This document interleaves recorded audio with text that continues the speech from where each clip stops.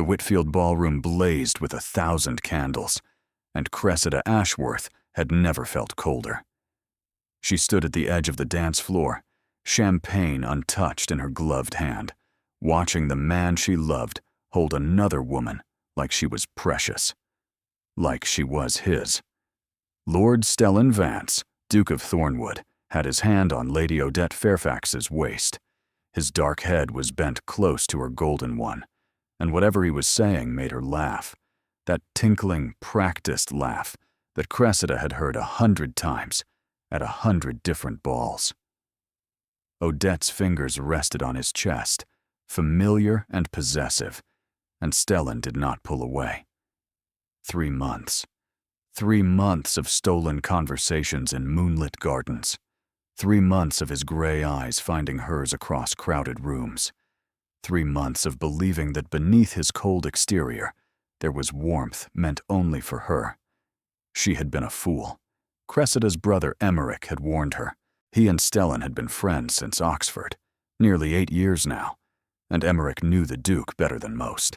Stellan Vance doesn't feel things the way other men do, he'd told her after the Pemberton ball, when Stellan had asked her to dance twice in one evening. Don't mistake his attention for affection. But she had. Heaven help her. She had mistaken everything. She watched Stellan guide Odette toward the terrace doors, his hand still on her waist, and something inside Cressida's chest cracked clean in two. They disappeared into the darkness together, and she knew what that meant. The terrace at the Whitfield ball was famous for its shadowed alcoves and convenient privacy. The champagne glass trembled in her hand. She set it down on a nearby table before anyone could notice. Around her, the ball continued. Music swelled. Dancers twirled. Ladies gossiped behind their fans about who was wearing last season's fashion and who had been seen with whom. No one noticed that Cressida Ashworth's entire world had just collapsed.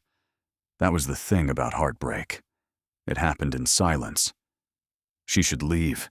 She should find Emmerich and plead a headache and escape to the carriage before Stellan returned from the terrace with Odette on his arm and satisfaction in his eyes. She should go home and cry into her pillow and hate herself for being foolish enough to believe that a duke might actually want her. But Cressida Ashworth was not a woman who fled. She had spent 23 years learning to survive in a world that valued women only for their dowries and their ability to smile through pain. She had watched her mother weather her father's indifference with grace. She had watched her aunt endure widowhood with dignity. She had learned, from every woman who came before her, that the only armor a lady possessed was her composure. So when Stellan Vance stepped back through the terrace doors with Lady Odette Fairfax glowing beside him, Cressida did not run. She turned. She looked directly at him, at his disheveled cravat, and Odette's satisfied smile, and the evidence of everything they had done in the darkness, and she smiled. It was the most perfect smile she had ever produced. Serene, unbothered.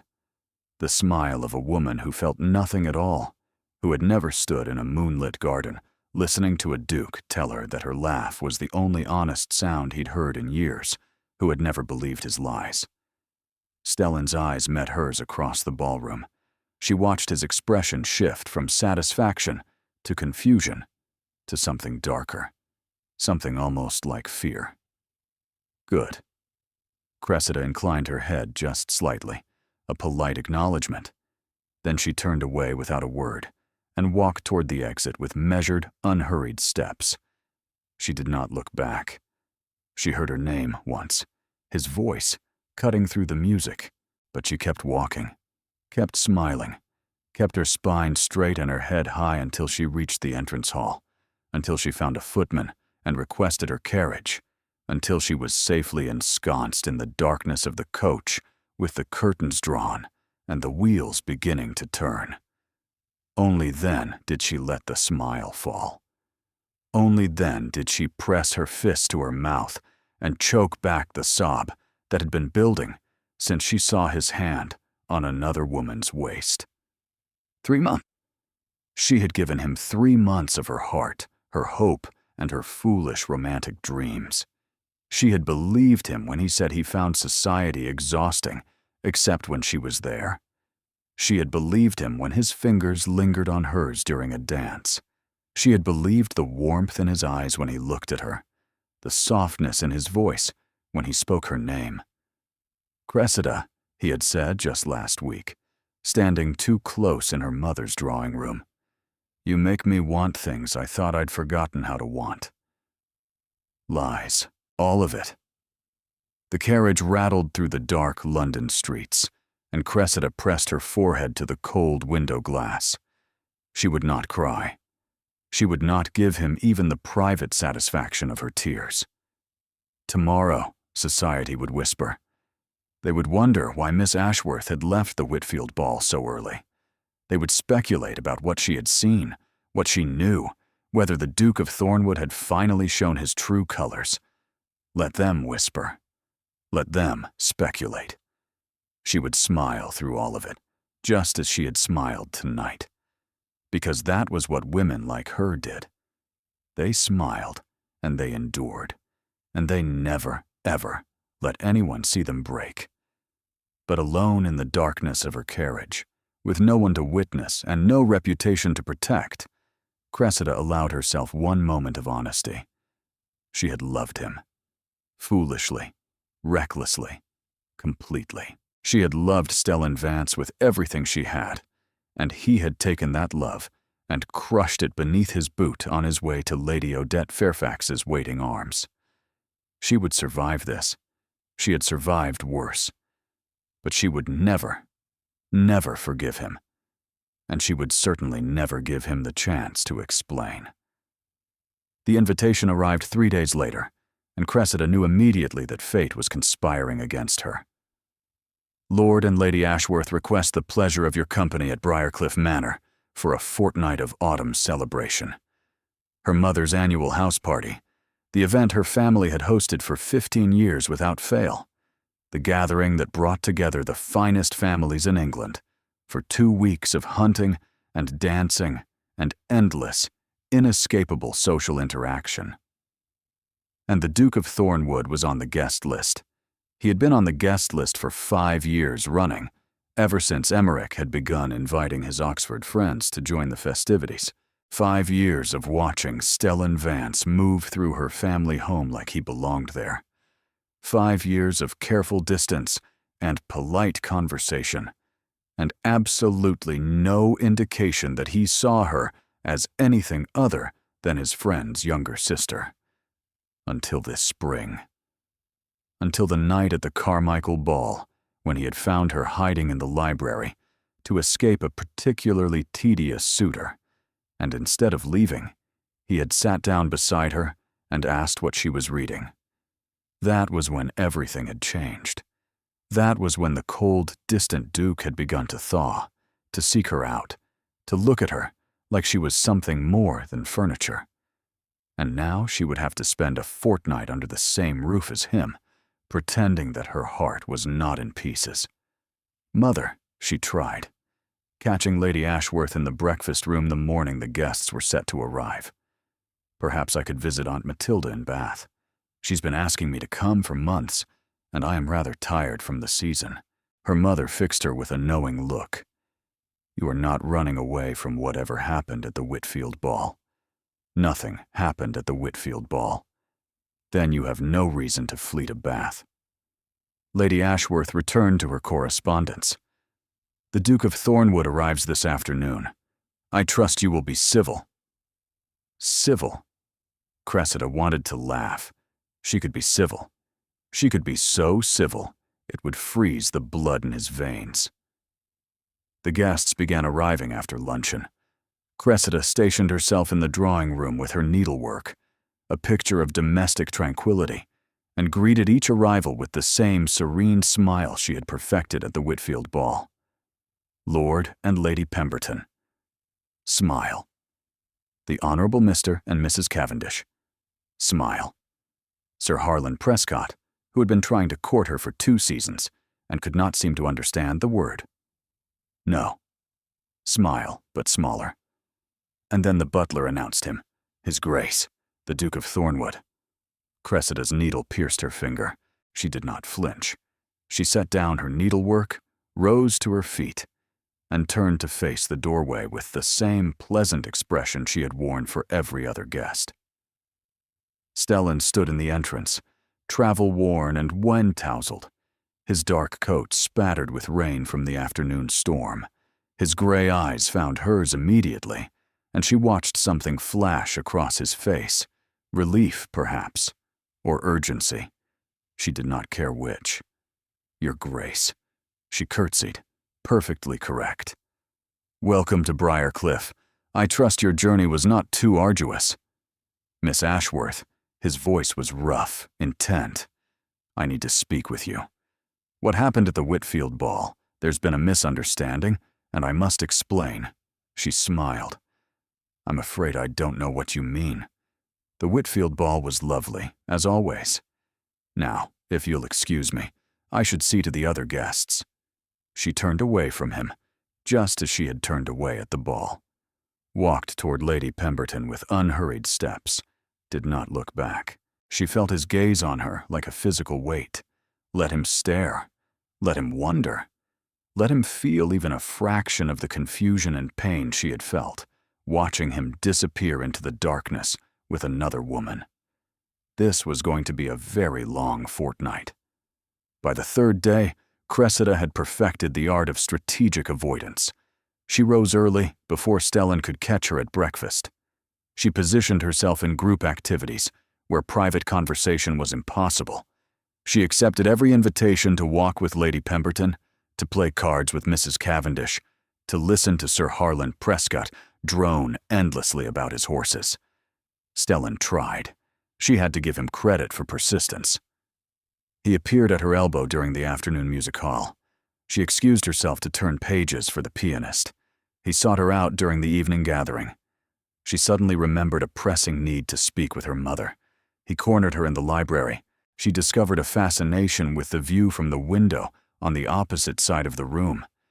Each time she smiled. Each time she slipped away before he could say more than her name. Each time his frustration grew more visible, and her satisfaction grew hollower. This is exhausting, Emmerich said on the third evening, finding her hiding in the conservatory among the ferns.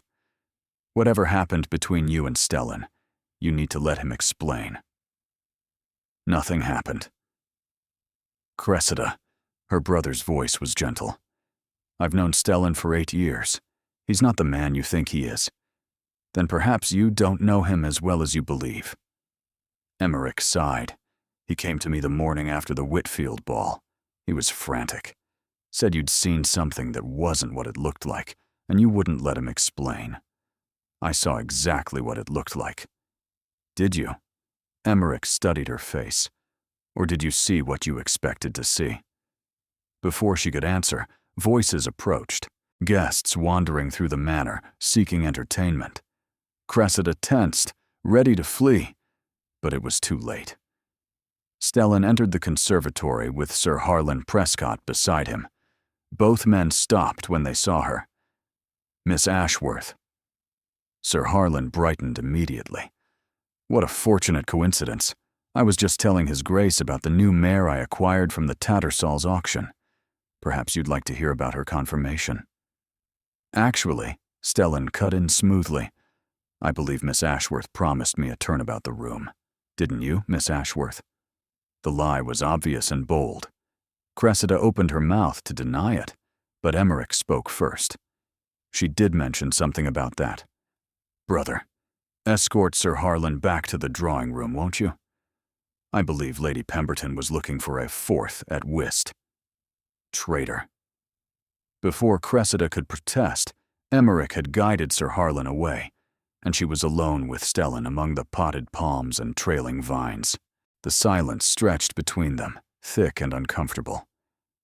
You've been avoiding me, Stellan said finally. How observant of you. Cressida, please. He stepped closer, and she stepped back. Just listen. What you saw at the Whitfield ball, with Lady Odette, it wasn't what you think. Wasn't it? She kept her voice light, pleasant. I saw you disappear onto a dark terrace with a beautiful woman. I saw you return looking disheveled and satisfied. What exactly did I misunderstand? His jaw tightened. Everything. Then enlighten me. Lady Odette and I were not. He stopped, frustration flickering across his features. She was upset. Her father had just announced her betrothal to Lord Ashwick without her consent. She asked me to accompany her outside so she could compose herself away from prying eyes. And her hand on your chest? Cressida heard the brittleness in her own voice. The intimacy. The satisfaction on her face when you returned. She was grateful. I had offered to speak with her father on her behalf, to intervene if I could.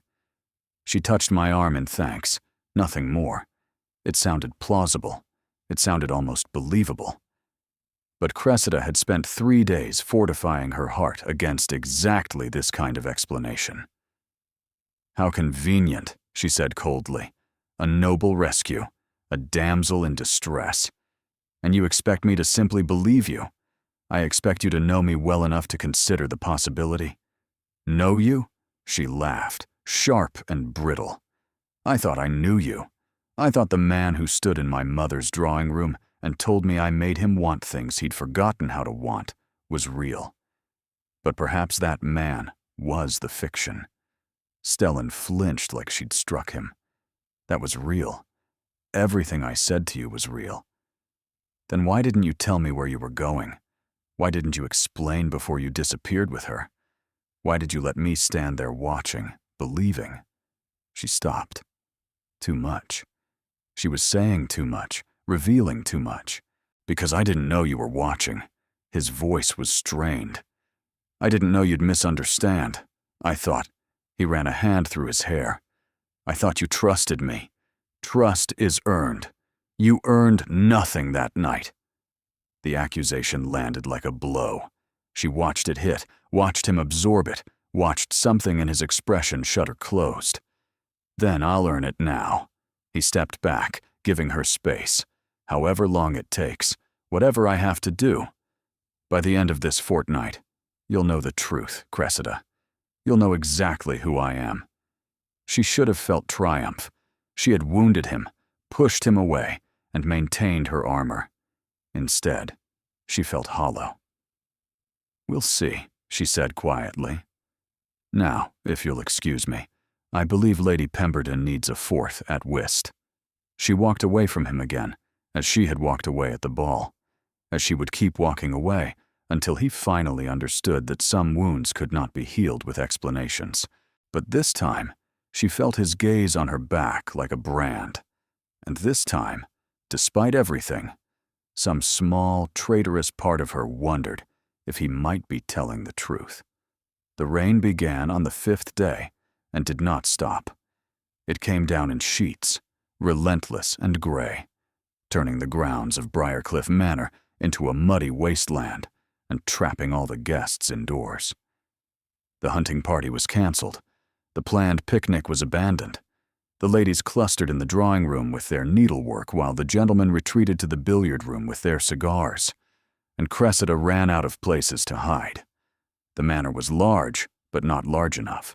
Every corridor she turned down seemed to contain Stellan. Every room she entered, he appeared moments later. It was as if he had memorized her patterns and positioned himself accordingly. By the 6th day, she was exhausted.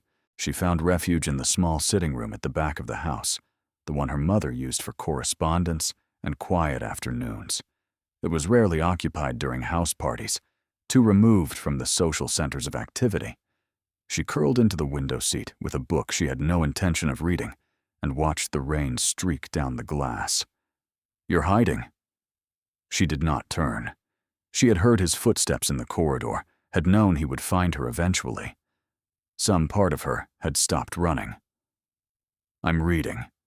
You've been on the same page for 20 minutes. She looked up then, startled.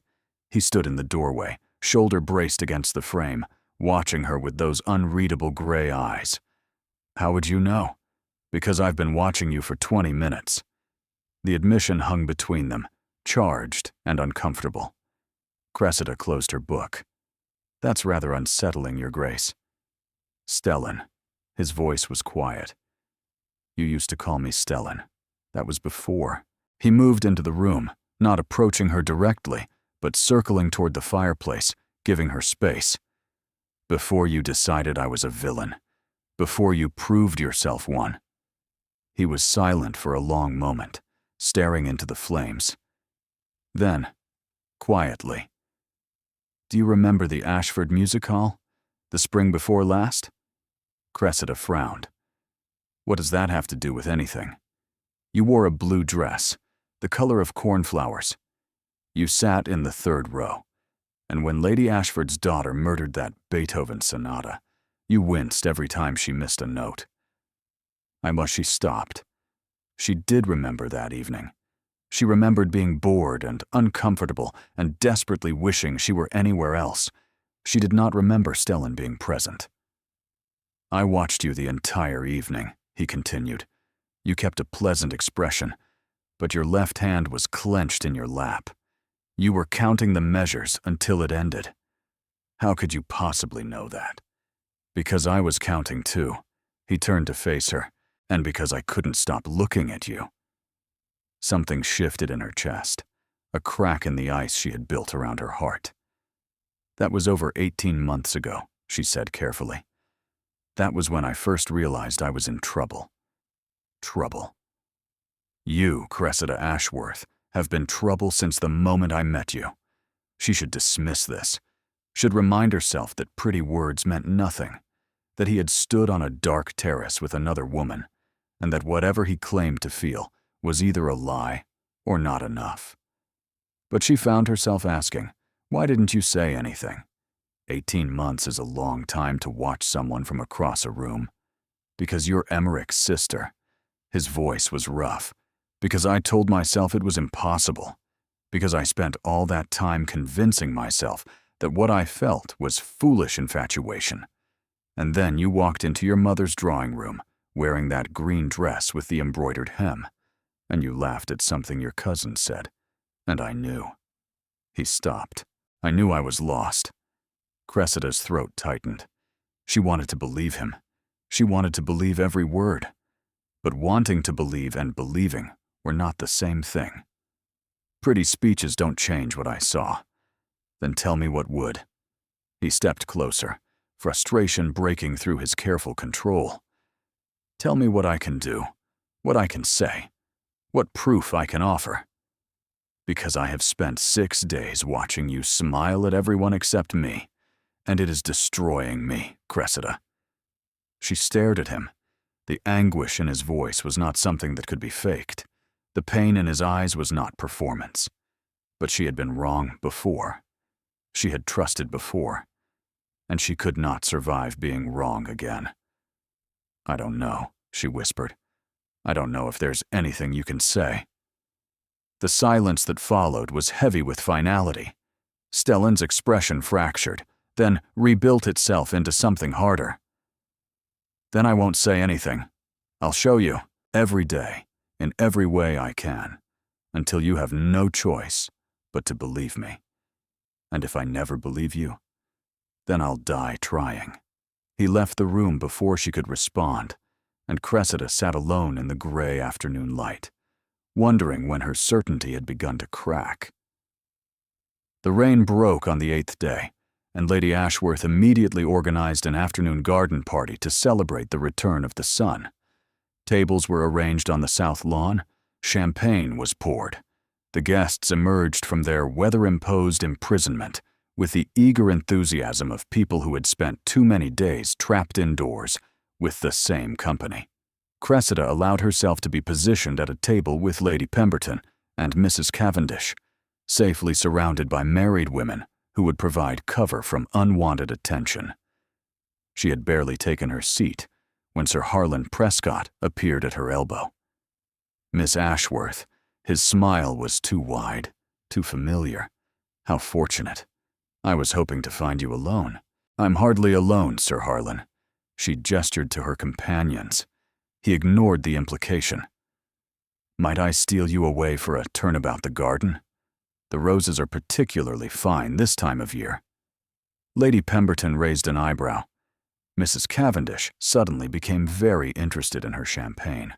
"I'm quite comfortable here, thank you." "Nonsense." Sir Harlan reached for her arm. "The fresh air will do you good. You've been looking rather pale these past days." Before Cressida could respond, a shadow fell across the table. "I believe Miss Ashworth has declined your invitation."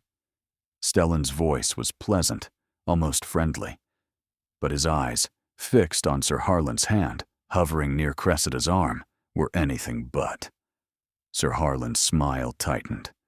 "Your Grace, I wasn't aware you had a claim on Miss Ashworth's time. I wasn't aware you had difficulty understanding the word form." The air between them crackled with sudden tension. Lady Pemberton set down her champagne glass with exaggerated care. Mrs. Cavendish looked between the two men with wide eyes. "I'm simply being friendly," Sir Harlan said stiffly. "Miss Ashworth and I are old acquaintances."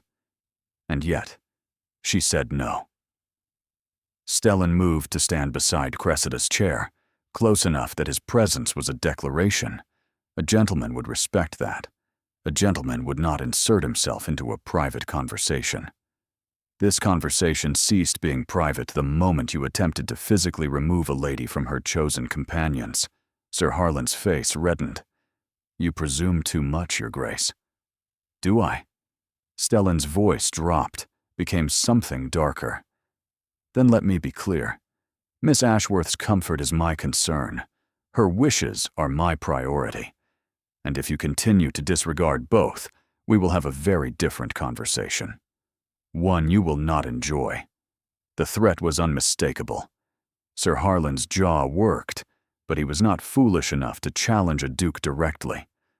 "My apologies, Miss Ashworth." He executed a stiff bow. "Perhaps another time." He retreated across the lawn.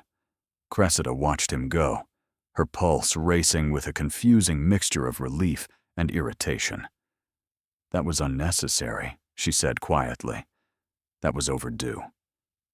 Stellan remained standing beside her, surveying the garden like a general watching for enemy movement. "Prescott has been circling you for 2 seasons. Someone needed to make it clear you weren't available." "I'm not available to you either." He looked down at her, and something in his expression made her breath catch. "Yes, you are. You just don't know it yet." Before she could respond, he walked away, leaving her alone with Lady Pemberton's knowing smile and Mrs. Cavendish's barely suppressed curiosity. That, Lady Pemberton said thoughtfully, was a man staking his claim. "There is no claim." "My dear." The older woman's eyes twinkled. "There most certainly is."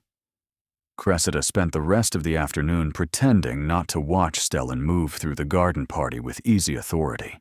He spoke with her father about hunting. He charmed her mother with compliments about the champagne. He played croquet with Emmerich and deliberately lost. But every few minutes, his gaze found hers. And every time it did, she felt that gaze like a touch. Sir Harlan watched too. She caught him staring at her from across the lawn, his expression calculating, assessing. Whatever he was planning, Stellan's intervention had not deterred him.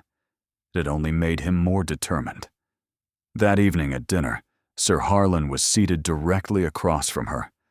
Stellan was at the far end of the table, separated by a dozen guests and the length of the mahogany.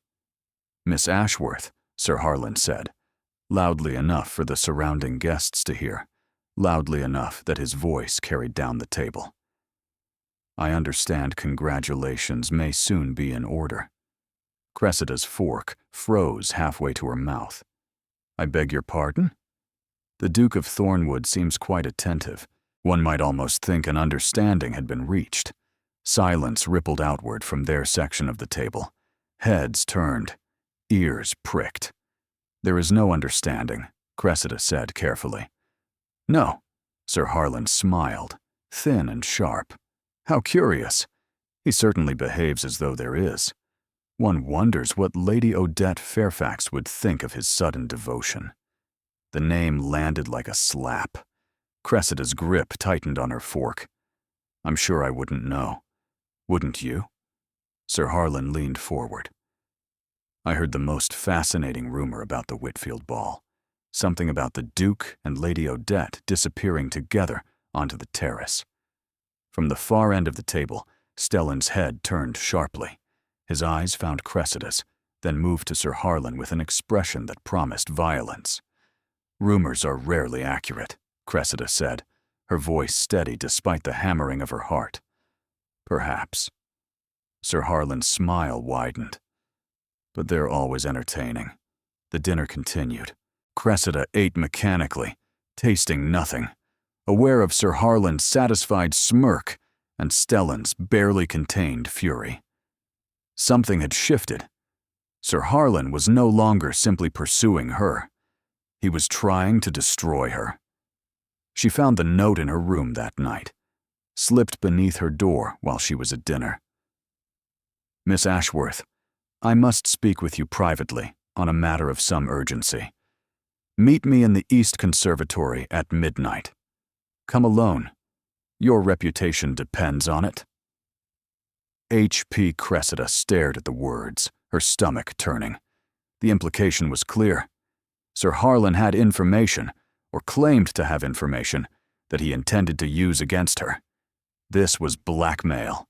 Thinly veiled, carefully worded, but blackmail nonetheless. She should ignore it, should burn the note and pretend it never existed, should tell Emmerich, or her father, or anyone who could make Sir Harlan understand that threatening her was a mistake. But if he truly had something damaging, if he knew about her meetings with Stellan in the garden, the stolen conversations, the compromising intimacy of their exchanges, then ignoring him would only make it worse. At 11:30, Cressida wrapped herself in a dark shawl and crept through the sleeping house. The East Conservatory was cold and shadowed, lit only by moonlight filtering through the glass walls. Sir Harlan waited near the potted orange trees, his face half hidden in darkness. Miss Ashworth, you came. I wasn't certain you would. You didn't give me much choice. There's always a choice. He moved closer, and she resisted the urge to step back. The question is whether you're wise enough to make the right one. What do you want, Sir Harlan? Direct. I appreciate that. He circled her slowly, like a predator assessing prey. I want to help you, Miss Ashworth. The Duke of Thornwood is not the man you think he is. And you are. I'm the man who knows the truth. His voice dropped, became conspiratorial. I've made inquiries. Thornwood has a reputation, you see. Lady Odette Fairfax isn't the first woman he's compromised. There was a widow in Hampshire, a merchant's daughter in York. He takes what he wants and discards the remains. Cressida's blood ran cold. You're lying. Am I? Ask yourself why a duke would pursue you so aggressively. You're pretty enough, but you're not extraordinary. Your family is respectable, but hardly influential. He smiled, thin and cruel. Unless, of course, he's already taken what he wanted and is simply waiting for the scandal to break. Get away from her. Stellan's voice cut through the darkness like a blade. He emerged from the shadows near the door, and Cressida realized with a start that he had been there the entire time. Watching. Listening.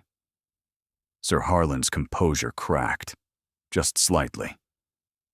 Your Grace, I wasn't aware you were invited to this conversation. I wasn't, but I make a habit of following men who leave threatening notes for unmarried women. Threatening? Sir Harlan laughed, high and nervous. I was simply warning Miss Ashworth about your reputation. You were manufacturing lies to serve your own interests. Stellan moved between Cressida and Sir Harlan, his body a shield. Let me be very clear about something, Prescott. I know exactly what you are. And what is that? A fortune hunter with gambling debts and a mortgaged estate. Stellan's voice was ice. You've been pursuing Miss Ashworth for 2 seasons, because her dowry would solve your problems. When she continued to refuse you, you decided to destroy her options instead. Sir Harlan's face went pale. That's slander. It's fact. I had my solicitors investigate you after the Pemberton ball, when you wouldn't take no for an answer. I know about the debts. I know about the creditors. I know about the woman in Brighton you promised to marry and then abandoned when you discovered her father's business had failed. The silence was absolute. Cressida watched Sir Harlan's expression shift from outrage to fear to something ugly. You can't prove any of that. I don't have to prove it. I simply have to mention it to the right people. Stellan stepped closer to Sir Harlan, towering over him. Now, you're going to leave Briarcliff Manor tomorrow morning. You're going to make your excuses to Lady Ashworth and depart before breakfast. And you're never going to speak to Miss Ashworth again. And if I refuse, then I'll ruin you. Stellan's voice was pleasant, almost conversational. Not quickly, not dramatically, but thoroughly, completely, irreversibly. By the time I'm finished, there won't be a drawing room in England that will receive you. Sir Harlan stared at him for a long moment. Then, without another word, he turned and fled the conservatory. Cressida stood in the moonlit darkness, her body trembling. Stellan remained motionless, his back to her, shoulders tight with tension. "How long have you known?" she asked finally. "About his debts, his motives. Since last season." He turned to face her, and his expression was open, unguarded. "I told Emmerich, but he thought I was being overprotective. He said you could handle yourself. I can handle myself." "I know," his voice broke, "but you shouldn't have to. Not against men like him." She should thank him, should acknowledge that he had protected her, defended her, exposed a threat she hadn't fully recognized. Instead, she asked the question that had been burning since the Whitfield ball. "Why do you care so much?" Stellan closed his eyes. "You know why. Say it." "Because I love you." The words were torn from him, anguished and true. "Because I have loved you for 18 months, and watching you in danger, watching you hurt, watching you doubt me, it's worse than anything I've ever endured. Because if I can't have you, I can at least protect you. I can at least make sure no one else harms you." Tears burned behind her eyes. "Then why didn't you tell me the truth at the Whitfield ball? Why did you let me walk away believing you betrayed me?" "Because I was a coward." He opened his eyes, and they were bright with unshed tears. "Because I thought you trusted me enough to ask questions before condemning me. Because I didn't realize how deeply I'd wounded you until you were gone." Cressida said nothing. The ice around her heart was cracking, splintering, threatening to shatter entirely. "I'm not asking you to forgive me tonight," Stellan said quietly. "I'm asking you to consider the possibility that I'm telling the truth. That everything I've said, everything I've done, comes from the same place." He stepped closer, near enough to reach, though he didn't. "I love you, Cressida. I will spend the rest of this fortnight proving it. And if that's not enough, I'll spend the rest of my life." She wanted to believe him. Lord help her. She wanted it more than she had ever wanted anything. But trust, once broken, was not easily rebuilt. "I need time," she whispered. "Take all the time you need." He stepped back, giving her space. "I'm not going anywhere." He left her alone in the conservatory, surrounded by moonlight and silence, and the terrifying, exhilarating possibility that she had been wrong about everything. Sir Harlan departed before breakfast, just as Stellan had demanded. He made his excuses to Lady Ashworth with stiff formality, citing urgent business that required his immediate attention. No one believed him. The whispers began before his carriage had cleared the drive. Cressida pretended not to notice the curious glances, the speculative murmurs. She ate her toast and drank her tea, and responded to Lady Pemberton's inquiries with serene composure. But beneath the table, her hands would not stop trembling. "I love you." The words echoed in her mind, relentless. "I have loved you for 18 months. She had spent 9 days building walls against Stellan Vance. 9 days of careful avoidance and cold smiles and absolute certainty that he had betrayed her. Now those walls were crumbling, and she did not know how to stop them. The afternoon brought another organized activity, a tour of the estate's famous hedge maze. Lady Ashworth had arranged for refreshments at the center, and the guests set off in pairs and small groups, laughing and calling to one another across the green corridors. Cressida found herself separated from her companions within minutes. The maze was larger than she remembered, the hedges taller, the paths more confusing. She turned left, then right, then left again, and suddenly she was completely, hopelessly lost. She stopped, pressing her hand to her chest, trying to calm her racing pulse. Wrong turn? She spun. Stellan stood at the junction behind her, hands in his pockets, expression carefully neutral. "I'm beginning to think this maze was designed by a madman. It was designed by your great-great-grandfather, actually. He was famously eccentric." Stellan moved closer. "There's a rumor he built secret passages into the hedges so he could spy on his guests. That's disturbing. That's the aristocracy." He stopped a few feet away, studying her face. "You look tired." "I didn't sleep well." "Neither did I." His voice dropped. I kept replaying our conversation, wondering if I'd said too much, or not enough. Cressida's breath caught. "You said plenty. Did I say the right things?" She didn't answer. Couldn't answer. Because the truth was, she didn't know anymore. Everything she had believed about him, about them, about that night at the Whitfield ball, was shifting like sand beneath her feet. "The maze will take us in circles if we keep standing here," she said finally. "We should find the center. Allow me." He offered his arm. I studied the layout before we came out. She hesitated, then placed her hand on his sleeve. The contact was proper, formal, exactly what any lady might accept from a gentleman offering assistance. So why did it feel like so much more? They walked in silence through the green corridors. Stellan guided her with quiet confidence, turning left and right without hesitation. "You've done this before," she said, "several times over the years. Your father showed me the map once, said I'd need it if I was going to keep visiting." Something in his voice made her look up. "You enjoy visiting Briarcliff?" "More than anywhere else." He paused. "It feels like home. More than my own estate ever has." "Why?" "Because my father made Thornwood a place of duty and expectation. He never let me forget what I owed the family name. But here, with Emmerich, with your family," he glanced at her, "I could just be myself." Cressida was silent, processing. The story aligned with what she sensed about him, the weight he carried, the careful control he maintained.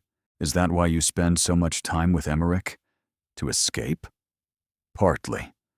But also because your brother is the best man I know." He stopped walking, turning to face her. "And because being near your family meant being near you." They stood in the narrow green corridor, inches apart, close enough that she could see the gold flecks in his gray eyes. "Why didn't you tell me?" she whispered. "Before the ball. Why didn't you explain that you were helping Lady Odette?" "Because I didn't think I needed to." His voice was rough. "I thought you knew me well enough to trust me.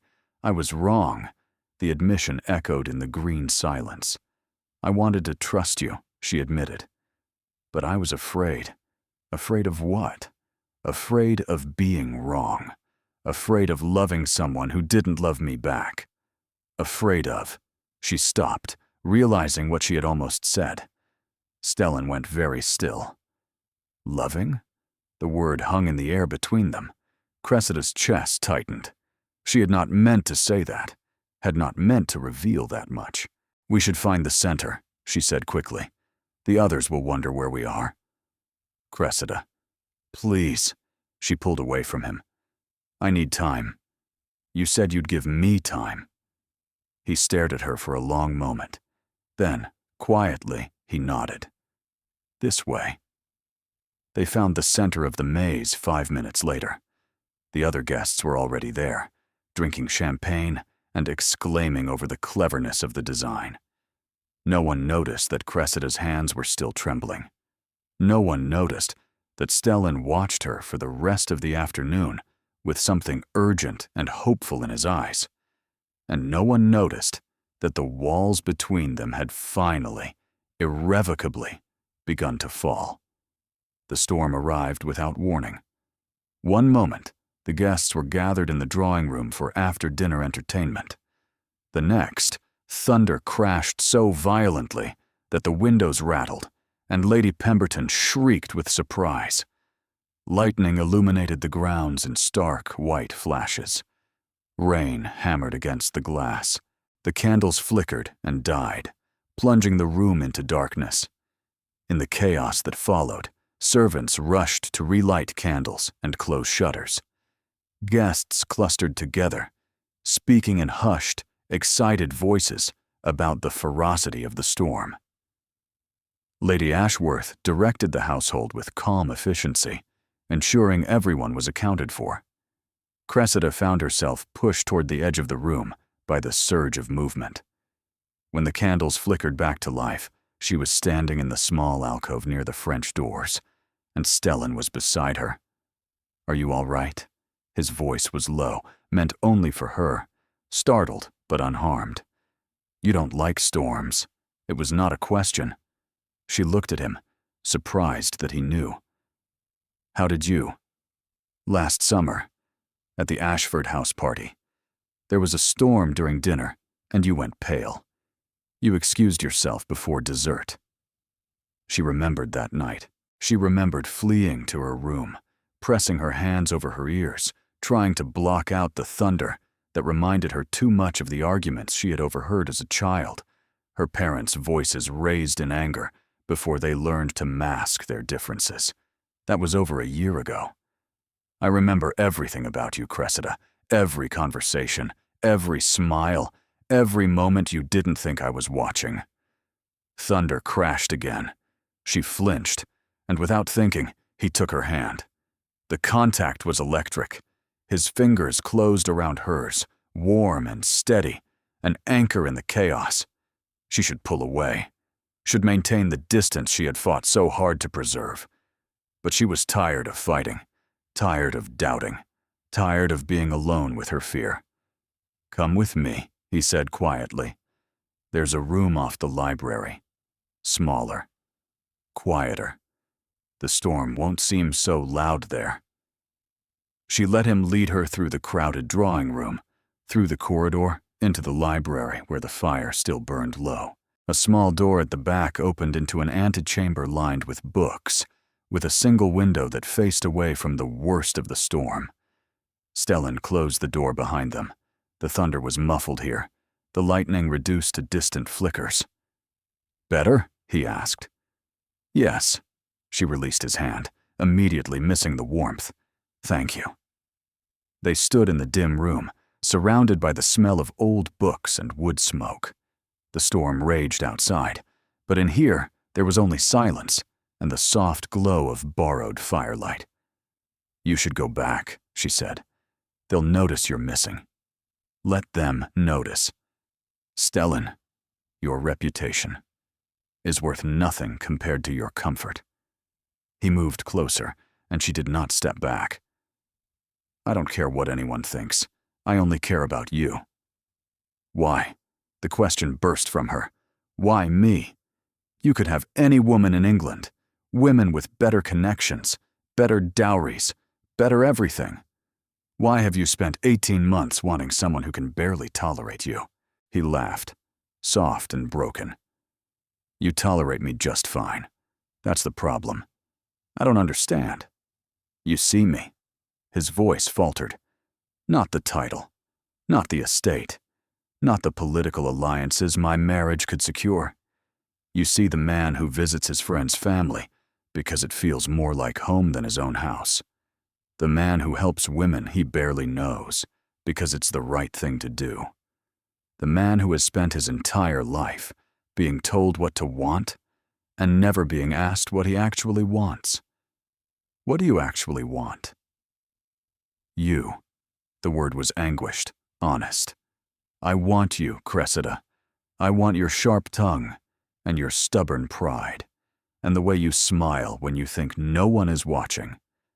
I want to wake up next to you every morning and argue with you every evening and spend the rest of my life proving that I'm worthy of your trust. Tears slipped down her cheeks. She had not realized she was crying. I'm afraid, she whispered. Of me? Of this? Of wanting something so much and losing it? Of being wrong again? You weren't wrong about me. He reached up, cupping her face in his hands. You were wrong about what you saw. There's a difference, is there? Yes. He rested his forehead against hers. I should have explained immediately. I should have chased you down at the Whitfield ball and told you the truth before you had time to doubt. But I was proud and stupid, and I thought you'd come to me when you were ready to listen. I wouldn't have listened, I know. His thumbs brushed away her tears. And I've spent every day since then regretting my pride. They stood there in the dim light, foreheads touching, breathing the same air. The storm raged on, but Cressida barely heard it. I don't know how to trust you again, she admitted. Then let me teach you. He kissed her. It was not gentle. It was not careful. It was hungry and urgent. The release of 18 months of longing and 3 weeks of torture. She kissed him back with equal fervor, her fingers tangling in his hair, pulling him closer. He made a sound low in his throat, something between relief and anguish, and his arms came around her, lifting her against him. She felt the solid warmth of his body, the strength of his hands, and the overwhelming rightness of being in his arms. This doesn't solve anything, she gasped against his mouth. I know. People will talk. Let them. Stellan, he pulled back just far enough to meet her eyes. I love you. Whatever happens next, whatever obstacles we face, that will never change. Do you understand? She understood. For the first time since the Whitfield ball, she truly understood. I love you too, she whispered. His smile was like sunrise after a storm. They did not return to the drawing room for a very long time. Cressida woke to sunlight and silence and the devastating realization that she was alone.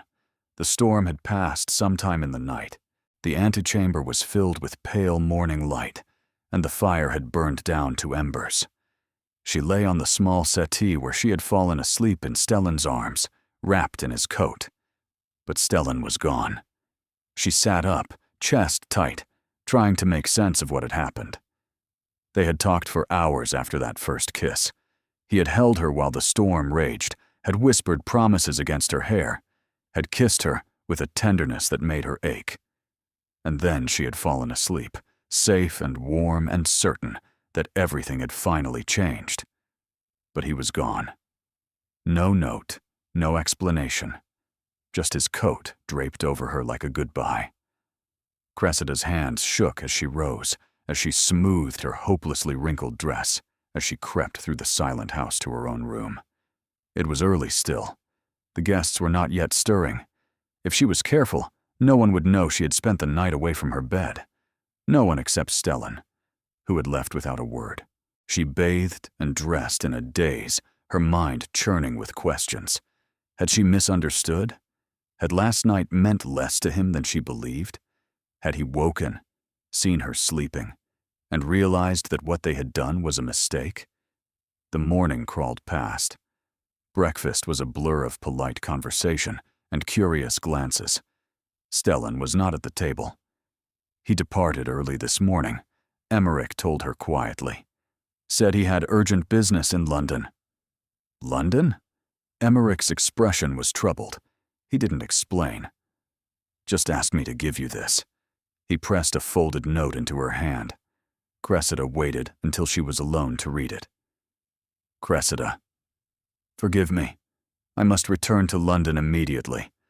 There are matters I need to address before we can move forward. Please trust me a little longer. I will explain everything when I return. Yours, S." The words blurred through her tears. Trust him. After everything they had shared, after the promises he had made, he expected her to simply trust him while he disappeared without warning. She crumpled the note in her fist. The remaining days of the house party passed in a fog. Cressida smiled and conversed and played the role of perfect hostess's daughter, while her heart shattered into smaller and smaller pieces. He did not write, did not send word, did not explain what urgent business had pulled him away from her the morning after she had given him her heart. By the time the guests departed and the house returned to its normal quiet, she had rebuilt her walls higher than ever. She had been a fool. Twice now, she had trusted Stellan Vance. Twice now, he had left her with nothing but silence and questions. There would not be a third time. 3 weeks passed. Life at Briarcliff returned to its autumn routine, and Cressida threw herself into managing the household, visiting tenants, answering correspondence. She did not speak of the Duke of Thornwood. She did not ask Emmerich for news. She did not allow herself to wonder what he was doing or why he had gone. She was done wondering about Stellan Vance. At the end of the 3rd week, a letter arrived. Not from Stellan. From Lady Odette Fairfax. "Dear Miss Ashworth, you do not know me, but I believe we have something in common. Or rather, someone. I understand there has been some misunderstanding regarding my relationship with the Duke of Thornwood, and I wish to set the record straight. His Grace has been nothing but honorable in all his dealings with me. At the Whitfield ball, he escorted me to the terrace because I was in distress over my father's machinations. He offered his assistance in resolving my situation, and thanks to his intervention, I am now happily engaged to a man of my own choosing. I am writing to you because I have recently learned that my innocent request for his help may have caused difficulties between you and his Grace. If so, I am deeply sorry. The Duke of Thornwood is a good man, Miss Ashworth, one of the best I have ever known. Whatever you believe happened that night, I assure you, his heart was never mine. It was, and has always been, entirely yours. With sincere regards, Lady Odette Fairfax." Cressida read the letter 3 times. Then she pressed a hand to her mouth and stared at the wall, her throat tight with emotion. Lady Odette had no reason to lie, no motive for deception. She was happily engaged to another man, with nothing to gain from defending Stellan's character. Which meant everything Stellan had told her was true. He had helped a woman in distress. He had intervened on her behalf. He had done exactly what a good man would do, and Cressida had condemned him for it without ever asking for his explanation. The guilt crashed over her like a wave. She had been wrong, terribly, devastatingly wrong. She had looked at him on the terrace with Lady Odette and seen betrayal, when all she should have seen was kindness. And now he was gone, and she didn't know if he was coming back. The second letter arrived 3 days later. This one was from Emmerich, who had traveled to London on business of his own. "Dear Cressida, I have news that I thought you should hear from family rather than gossip. The Duke of Thornwood has formally broken his family's alliance with the Fairfax estate. He has also refused 3 separate proposals from his late father's associates regarding advantageous marriages. Society is in an uproar. There are whispers that he has lost his mind, that he is throwing away generations of carefully built connections for reasons no one can fathom. I know the reason, Cressida. I suspect you do too. Whatever happened between you at Briarcliff, it changed him. He is not the same man I have known for 8 years. He is lighter, somehow. And sadder. I don't know what passed between you, and I won't ask. But I will tell you this. Stellan has never defied his family in his entire life. He has never broken an alliance, never refused a strategic marriage, never put his own desires before duty. Until now. Whatever you decide to do with this information is your choice, but I thought you deserved to know the cost he is paying. Your brother, Emmerich. Cressida lowered the letter, her fingers unsteady, her mind racing. He had defied his family. For her. He had dismantled alliances that had taken generations to build. He had refused advantageous marriages that would have secured his political future. For her.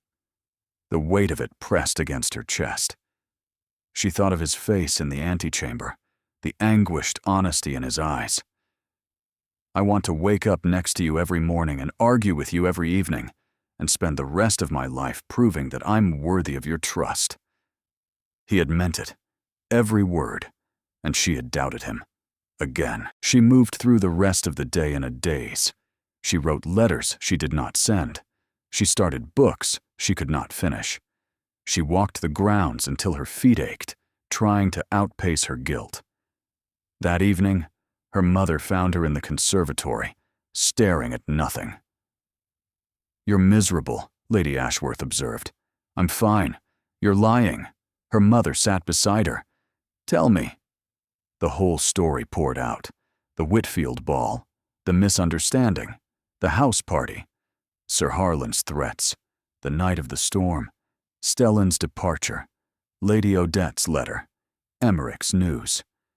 By the end, Cressida was crying, and her mother's expression was thoughtful rather than shocked. "You love him," Lady Ashworth said simply. "Yes. And he loves you. He says he does. Actions speak louder than words, my dear." Her mother took her hand. "A man does not dismantle his family's legacy for a woman he merely likes. I've been terrible to him. I doubted him. I pushed him away. You were protecting yourself." Lady Ashworth squeezed her fingers. "That's understandable. But now you have a choice. You can continue protecting yourself and lose him forever. Or you can take a risk. What if I'm too late? Then at least you'll know you tried." Her mother rose. "Life is full of regrets, Cressida. Make sure this isn't one of them." Alone in the conservatory, Cressida stared at the moonlight filtering through the glass. Her mother was right. She had spent her entire life protecting herself, building walls, refusing to be vulnerable. And where had it gotten her? Alone and miserable, while the man she loved dismantled his entire world for her. She had to go to him, had to tell him the truth, had to take the risk she had been too afraid to take.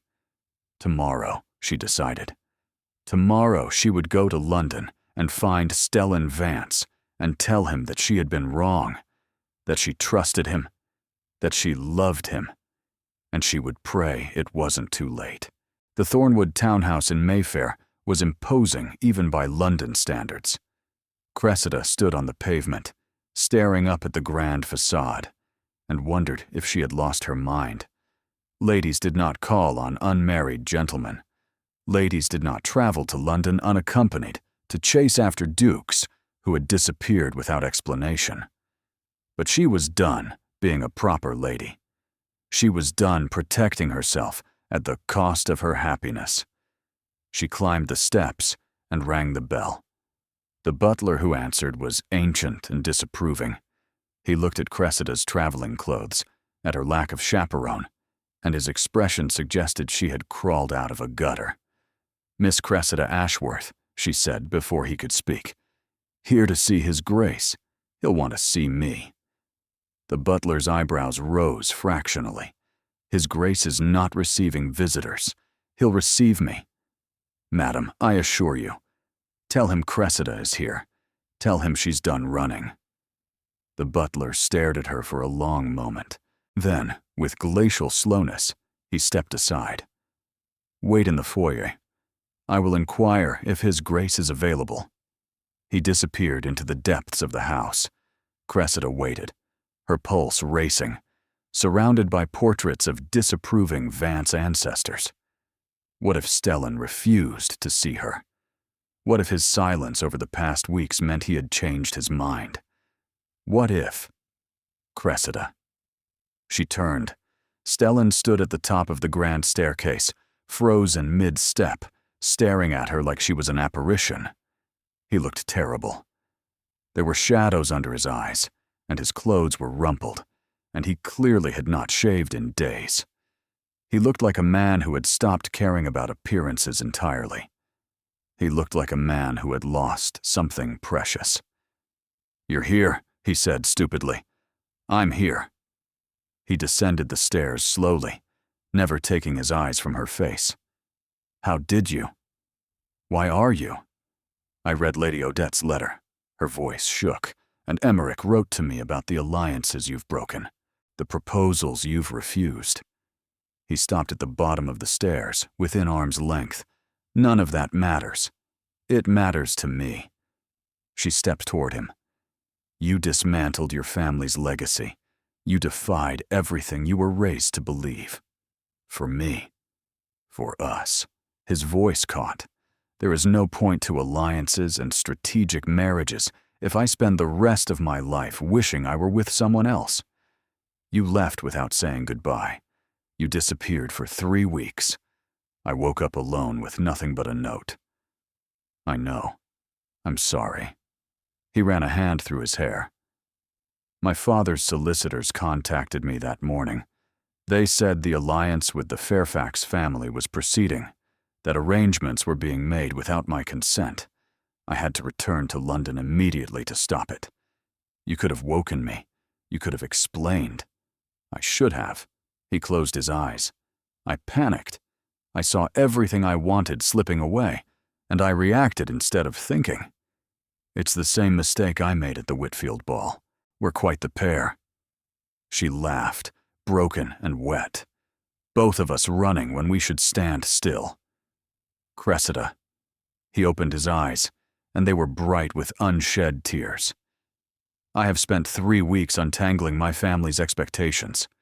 3 weeks telling solicitors and relatives and society matrons that I will not be marrying for advantage. 3 weeks preparing for a future that only matters if you're in it. What are you saying?" "I'm saying I'm free." His voice strengthened. "I have no more obligations, no more alliances, no more excuses. I am standing before you with nothing to offer but myself. That's not nothing. It's not a dukedom. It's not political power or strategic connections.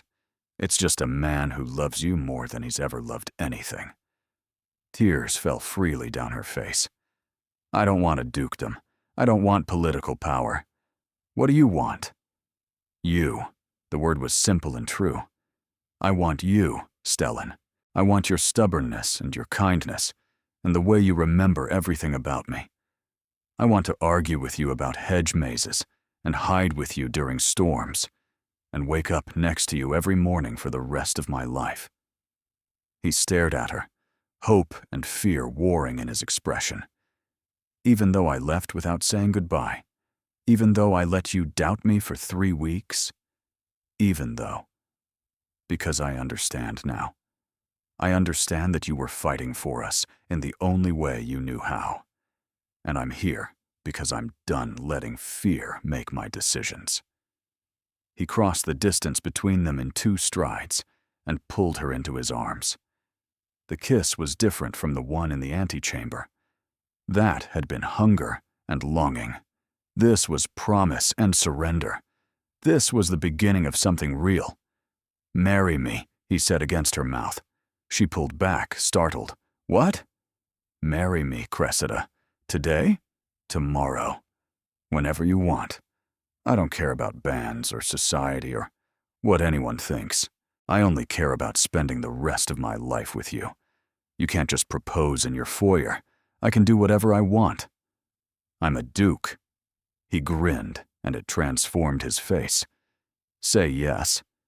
She should insist on propriety, should demand a proper courtship, a formal engagement, and all the rituals that society required.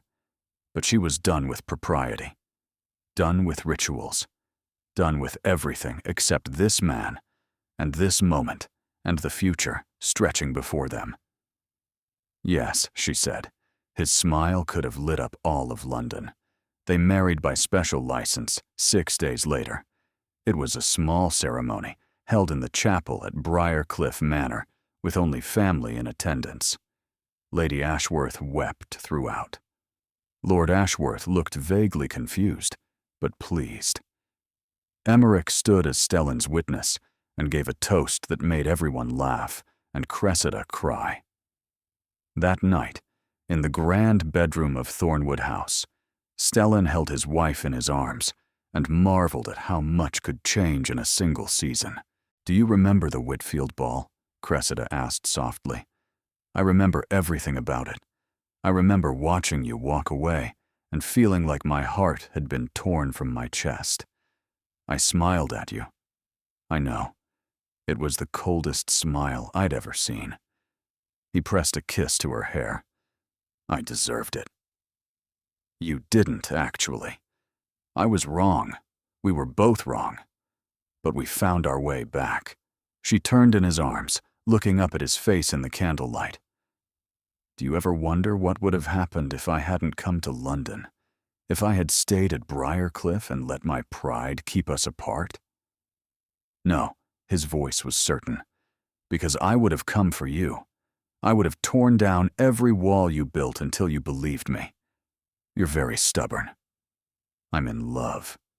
He kissed her softly. There's a difference.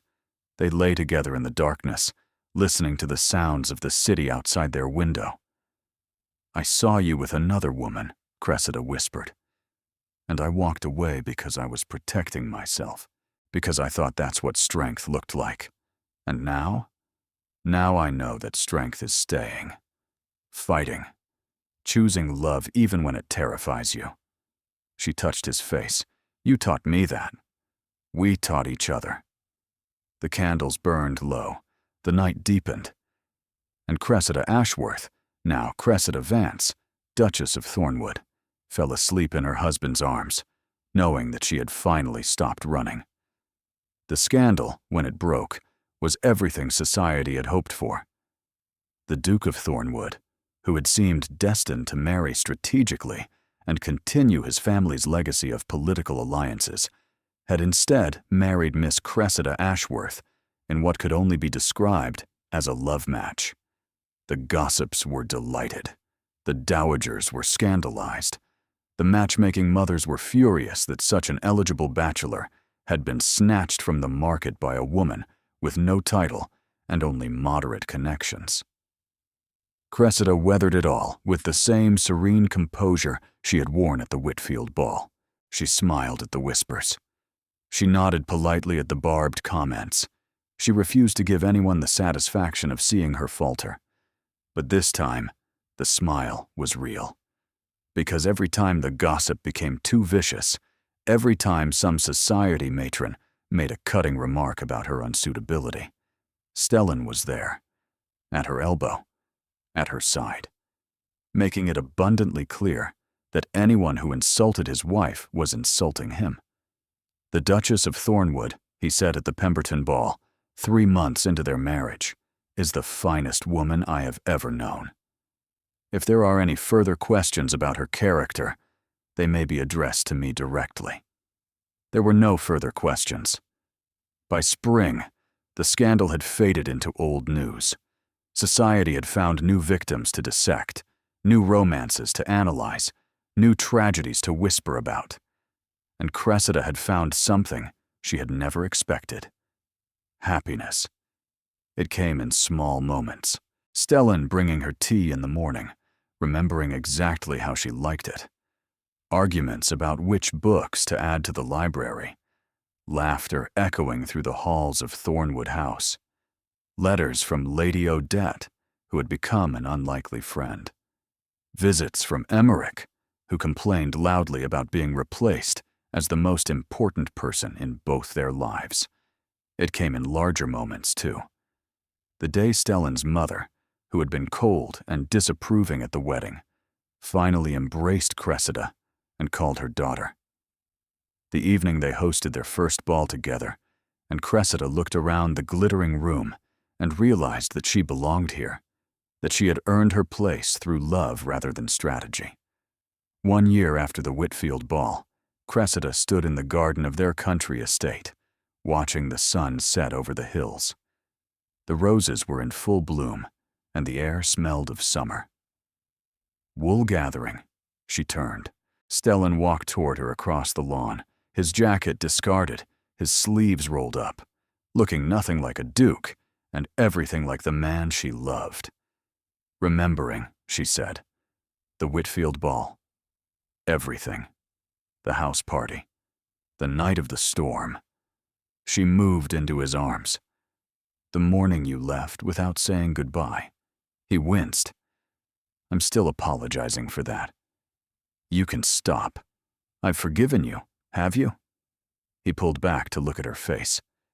Because you bring it up approximately once a week. Because it makes you bring me flowers. He laughed, low and warm. You're mercenary, I'm practical. There's a difference. He kissed her, soft and lingering. I love you. I know. They stood together in the garden, wrapped in each other's arms, watching the colors fade from the sky. Do you ever regret it? She asked quietly. The alliances you broke, the expectations you defied. Never. His voice was certain. Every choice I made led me here. To you. To us. I wouldn't change a single moment. Even the terrible ones? Especially the terrible ones. He pressed a kiss to her hair. They taught me what mattered. And what matters. You. Always. You. The stars emerged, one by one. The night wrapped around them like a blanket. I smiled and walked away without a word, Cressida said softly. Because I thought that was strength. Because I thought protecting my heart was more important than fighting for what I wanted. And now? Now I know that walking away was the beginning, not the end. She looked up at him, at the face she would wake up to every morning for the rest of her life. It brought me here, to you, to everything I never knew I needed. We both had to learn, he said quietly. You had to learn to stay and fight. I had to learn to chase and explain. We met somewhere in the middle, in a foyer in Mayfair. He laughed. In a foyer in Mayfair, with my butler glaring disapprovingly and my ancestors judging from their portraits. They stood in the darkness together. Two people who had found each other through misunderstanding and pain and the slow, difficult work of learning to trust. Some love stories begin with certainty, with instant attraction and easy understanding. Theirs had begun with doubt, with a smile that hid heartbreak and a walk that felt like surrender. But it had ended here, in a garden at sunset, with promises that would last a lifetime. And that, Cressida thought, was worth every moment of pain that came before. Thank you for staying with Cressida and Stellan until the very end. Their story began with a smile that hid everything and a choice to walk away. But walking away was never the ending. It was the beginning of something real, something worth fighting for. If you're not subscribed yet, hit that subscribe button and ring the bell because there are more stories waiting. More impossible choices. More hearts that learn to trust. More moments that remind us why we believe in love. Thank you for being here. You're the reason these stories exist.